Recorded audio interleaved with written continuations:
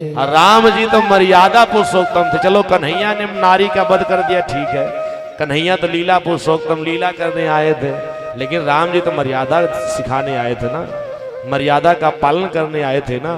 भगवान राम ने नारी का जो वध किया, कितने लोग कहते ये अच्छा नहीं किए, भगवान को नारी का वध नहीं करना चाहिए था। सबसे पहले ताड़का नारी आई थी। सच बताएं, बिल्कुल बात सत्य है, नारियों का वध करना बहुत बड़ा अपराध है, नारियों पर हाथ उठाना बहुत बड़ा अपराध है। और रावण इस बात को भली भांति जानता था कि भारत के सिपाही कभी नारी पर हाथ नहीं उठाते, इसलिए रावण ने बहुत बड़ी चालाकी की थी। अपनी फौज की सेना में रावण ने नारियों को भर्ती किया था। अब रावण की फौज की सेना देखिए, बक्सर की चौकी पर ताड़का को लाके बैठा है। ताड़का ये भी नारी है, हाँ, जिसका भी राम जी ने उद्धार किया है। बक्सर की चौकी पर ताड़का, और पंचवटी में आगे कथा आएगी। पंचवटी में कौन रहती थी? सुबनखा। यही नहीं, लंका के मेन गेट पर दरवाजे पर लंकिनी, वो भी नारी।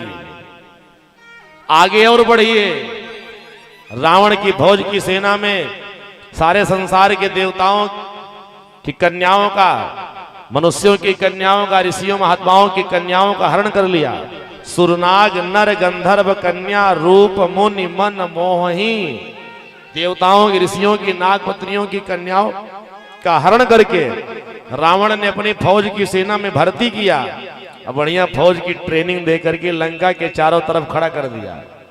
और जब भारत के सिपाही युद्ध करने के लिए जाते, सबसे पहले नारियां सामने आके खड़ी होती, और जैसे नारियां आके खड़ी होती तो भारत के सिपाही तो नारी का वध करना पाप यही जानते थे, वो हाथ खड़ा कर देते, नारी का वध करना पाप है, नारी का वध करना पाप है।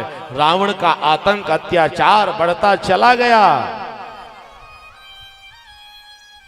तो भगवान राम ने विचार किया कि मुझे अपनी सेना का मुखिया उसको बनाना पड़ेगा जिसे नारी से कोई खतरे न हो। बोले भक्तवत्सल भगवान की जय। जितने लोग बैठे बताओ, नारी से खतरा किसको नहीं? नारी से खतरा संसार सागर के जो सबसे बड़े ब्रह्मचारी हैं, ब्रह्मचारी को नारी से कोई मतलब नहीं। और दुनिया के सबसे बड़े ब्रह्मचारी कौन? हनुमान जी महाराज।